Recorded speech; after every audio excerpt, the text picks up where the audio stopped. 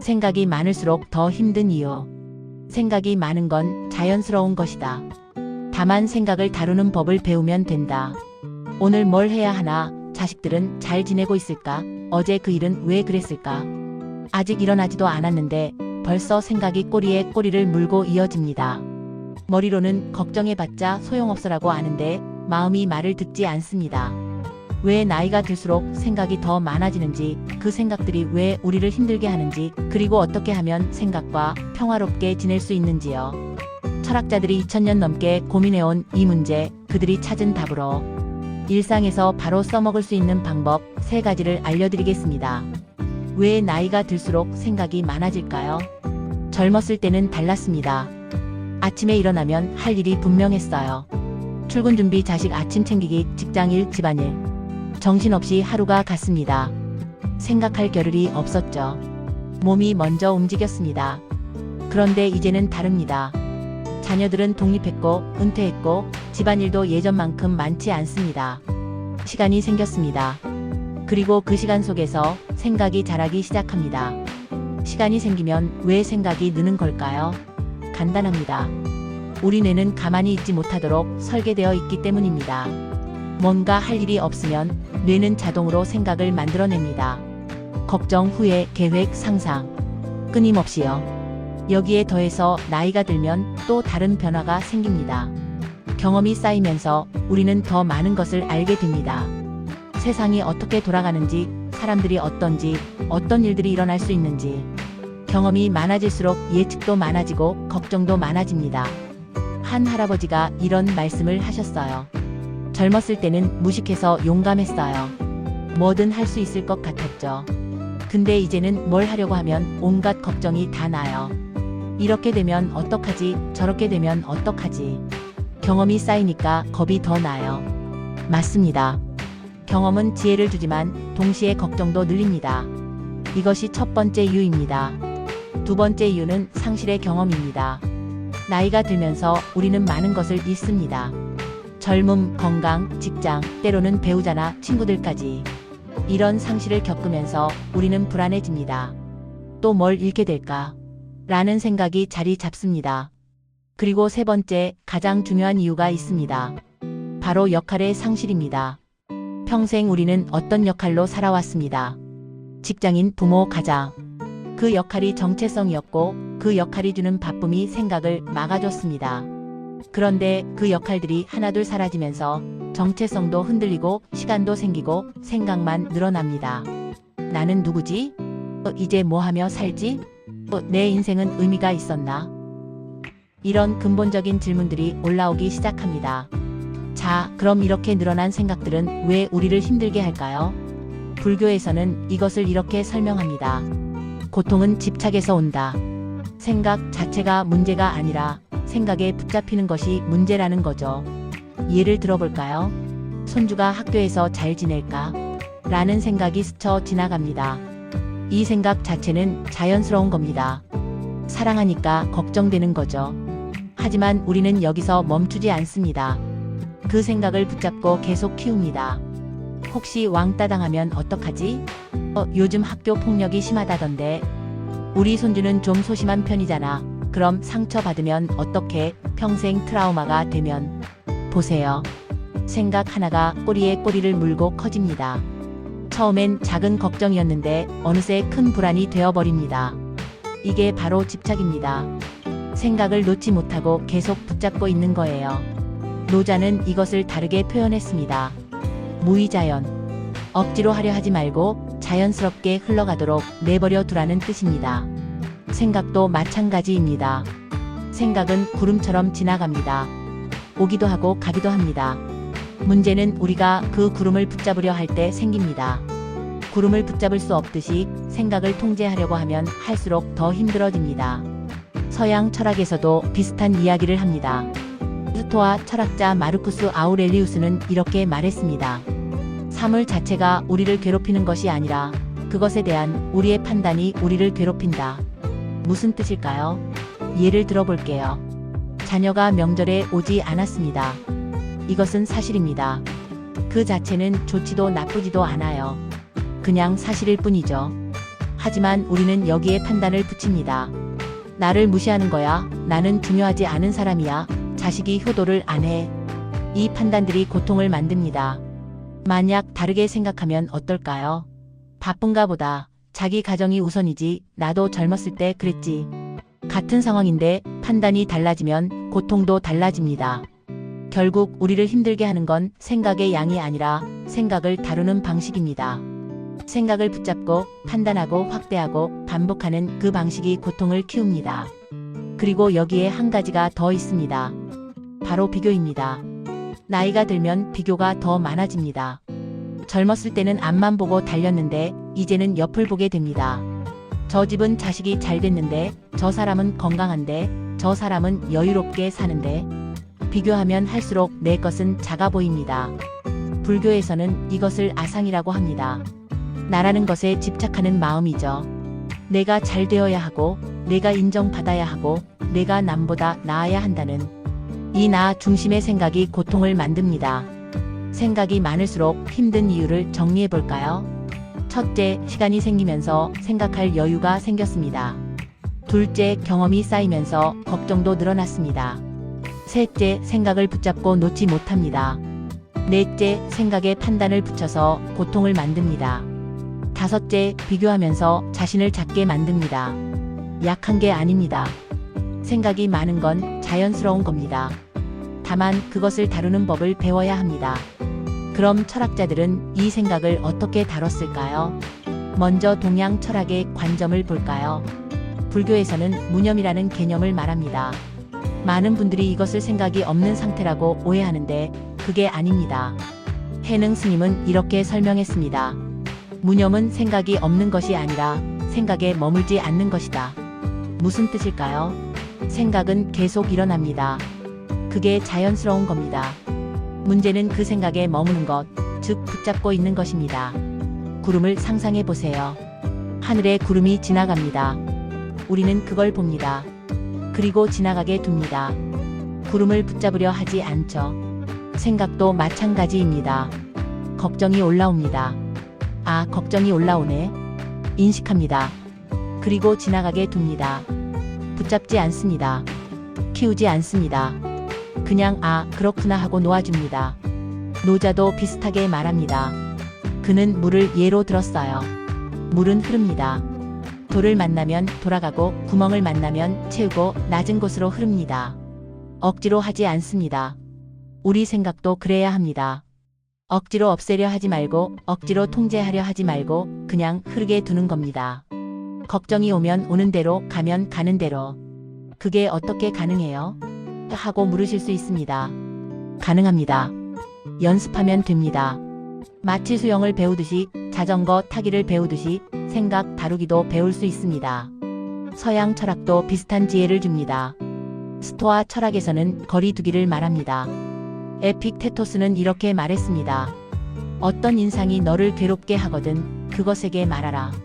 너는 단지 인상일 뿐 네가 나타내는 것 자체는 아니다. 무슨 뜻일까요? 우리가 겪는 건 사건이 아니라 사건에 대한 생각입니다. 예를 들어볼까요? 자녀가 전화를 안 합니다. 이것은 사실입니다. 하지만 우리 머릿속에서는 나를 잊었어, 나는 중요하지 않아라는 생각이 일어납니다. 스토아 철학은 이 둘을 구분하라고 말합니다. 자녀가 전화를 안 한다는 사실과 나를 잊었다는 생각은 다른 것입니다. 사실은 사실로 두고 생각은 생각으로 볼 수 있어야 합니다. 이것이 바로 거리두기입니다. 생각과 나 사이의 공간을 만드는 겁니다. 아, 내가 지금 자식이 나를 잊었다고 생각하고 있구나. 이렇게 관찰하는 순간 이미 우리는 생각에서 한 걸음 물러났습니다. 마르쿠스 아우렐리우스는 매일 아침 자신에게 이렇게 말했다고 합니다. 오늘 나는 불평하는 사람들, 교만한 사람들을 만날 것이다. 하지만 그들의 행동이 나를 괴롭게 할 수는 없다. 나를 괴롭게 하는 것은 그것에 대한 내 판단뿐이다. 보세요. 그는 외부 상황을 통제하려 하지 않습니다. 대신 자신의 판단을 다룹니다. 이것이 스토아 철학의 핵심입니다. 동양이든 서양이든 철학자들이 말하는 것은 결국 같습니다. 생각을 없앨 수는 없습니다. 생각은 자연스럽게 일어납니다. 하지만 우리는 선택할 수 있습니다. 그 생각을 붙잡을 것인지 흘려보낼 것인지를요.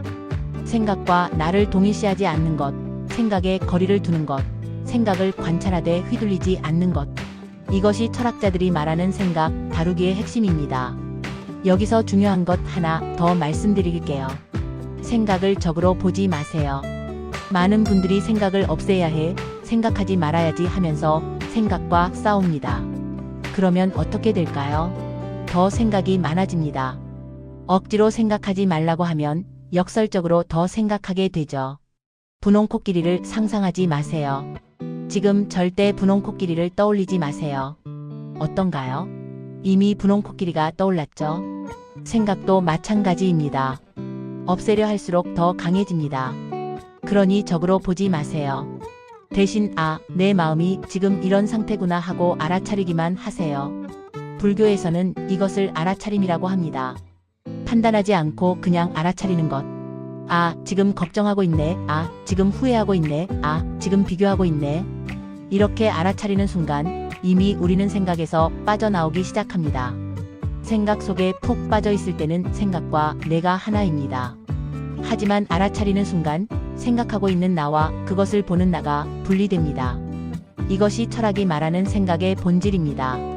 생각은 없앨 대상이 아니라 알아차릴 대상입니다. 싸울 대상이 아니라 관찰할 대상입니다. 자, 그럼 이제 실천으로 들어가 봅시다. 이론은 알겠는데 도대체 어떻게 하라는 걸까요? 일상에서 바로 써먹을 수 있는 방법 3가지를 알려드리겠습니다. 첫 번째, 생각의 이름 붙이기입니다. 생각이 복잡할 때 그냥 생각이 많네라고만 하지 마세요. 구체적으로 이름을 붙여보세요. 지금 나는 걱정하고 있구나. 지금 나는 후회하고 있구나. 지금 나는 비교하고 있구나. 이렇게 이름을 붙이는 순간 신기한 일이 일어납니다. 생각과 내가 조금 떨어집니다. 생각 속에 푹 빠져 있을 때는 손주가 왕따 당하면 어떡하지? 큰일 날 것 같아. 불안해 죽겠어입니다. 생각과 내가 하나예요. 하지만 내가 지금 걱정하고 있구나라고 이름을 붙이면 거기엔 이미 거리가 생깁니다. 걱정하고 있는 나를 보는 또 다른 나가 생기는 거예요. 한 할머니가 이 방법을 써보셨습니다. 처음엔 어색했대요. 하지만 며칠 연습하니까 자동으로 되기 시작했답니다. 불안이 올라오면 불안이 왔네. 화가 나면 화가 나는구나. 그리고 신기한 건 이름을 붙이고 나면 그 감정이 조금 약해진다는 겁니다. 인정하고 나면 오히려 힘이 빠지는 거죠. 두 번째, 10초 멈추기입니다. 생각이 꼬리를 물고 이어질 때 의식적으로 멈추세요. 딱 10초만요. 숨을 깊이 들이쉬고 천천히 내쉬면서 10까지 세어보세요. 하나, 둘, 셋, 열. 이 10초가 중요합니다. 생각의 흐름을 끊어주는 역할을 합니다. 생각은 관성으로 흐릅니다. 한번 시작하면 자동으로 계속 이어지죠. 하지만 10초 멈추면 그 관성이 끊깁니다. 한 할아버지는 이렇게 하신답니다. 걱정이 시작되면 잠깐 하고 스스로에게 말씀하십니다. 그리고 창밖을 보면서 10까지 세십니다. 그러면 머리가 조금 맑아진대요.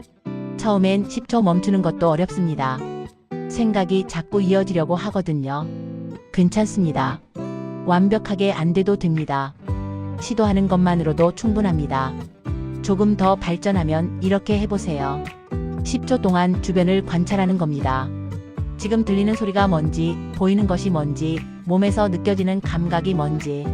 시계 소리가 들리네, 커튼이 바람에 흔들리네, 의자가 딱딱하네. 이렇게 현재에 집중하면 자연스럽게 생각에서 빠져나옵니다. 세 번째, 일기 쓰듯 생각 적기입니다. 밤에 잠들기 전 5분만 시간을 내보세요. 그리고 오늘 머릿속을 맴돈 생각들을 종이에 적어보세요. 오늘 손주 걱정을 많이 했다. 며느리 말에 기분이 상했다. 건강이 불안했다.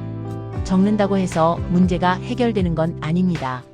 하지만 신기하게도 적고 나면 머리가 조금 가벼워집니다. 머릿속에 맴돌던 것들이 종이 위로 옮겨가는 느낌이랄까요? 그리고 한 가지 더 추가해보세요. 생각을 적은 다음 이렇게 물어보는 겁니다. 이 생각이 사실일까? 다르게 볼 수는 없을까? 예를 들어 며느리가 나를 무시한다고 적었다면 그 아래에 정말 그럴까? 혹시 바빠서 그런 건 아닐까? 라고 써보는 겁니다.